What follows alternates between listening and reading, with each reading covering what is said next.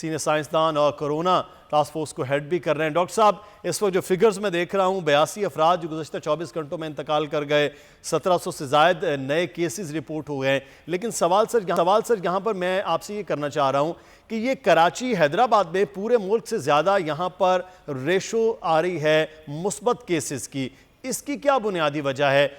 باقی جو ایکٹیویٹیز ہیں، بازار کھلے ہیں، چاہے وہ سیاسی معاملات ہوں، وہ تو پورے ملک میں ہو رہے ہیں، یہ اسپیسیفکلی ہمارے پاس یہاں کیوں زیادہ معاملات ہو رہے ہیں سر؟ اس کی کئی وجوہات ہو سکتی ہیں۔ سب سے پہلے تو جو احتیاط ہے وہ اتنی سندھ کے اندر نہیں کی جا رہی جتنی دوسری صوبوں میں کی جا رہی ہے، جس کی وجہ سے یہ زیادہ پھیل رہا ہے۔ دوسرا ایشو جو ہے وہ یہ ہے کہ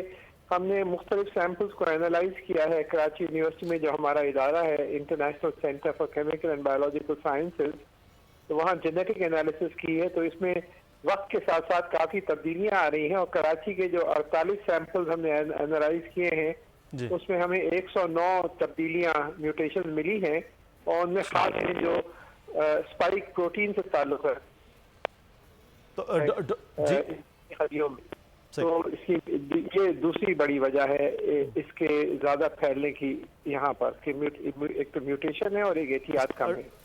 اچھا ڈاکٹر صاحب، یہ جو انگلینڈ کے حوالے سے کہا جا رہا ہے کہ یو کے میں جو وائرس ہے وہ بڑا شدت اختیار کر گیا ہے،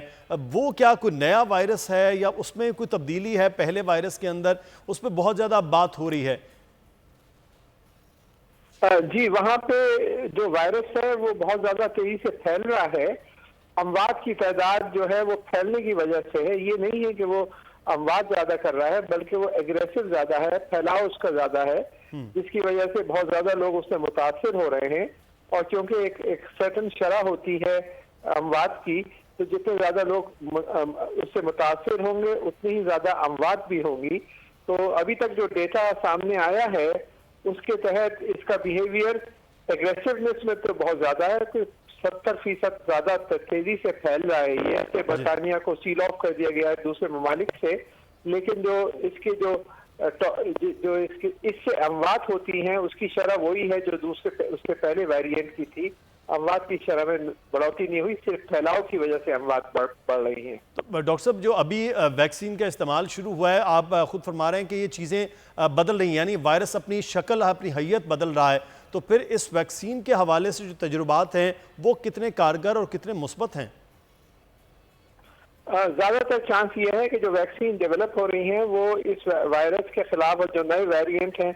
ان کے خلاف بھی افیکٹو ہوں گی، لیکن 100% شورٹی سے نہیں کہا جا سکتا ہے اس کے بارے میں، کیونکہ اگر یہ خاص جگہوں پہ اگر اس میں میوٹیشن آ جاتی ہیں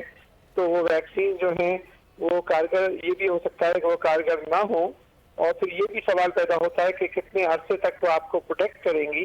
ویکسینیشن کے بعد۔ یہ ڈیپینڈ کرتا ہے کون سی ویکسین استعمال ہو رہی ہے، تو ابھی بہت سارے سوالات ہیں جس کے جواب نہیں ہے ہمارے پاس۔ سبسکرائب کریں اور بیل دبائیں تاکہ کوئی خبر رہ نہ جائے۔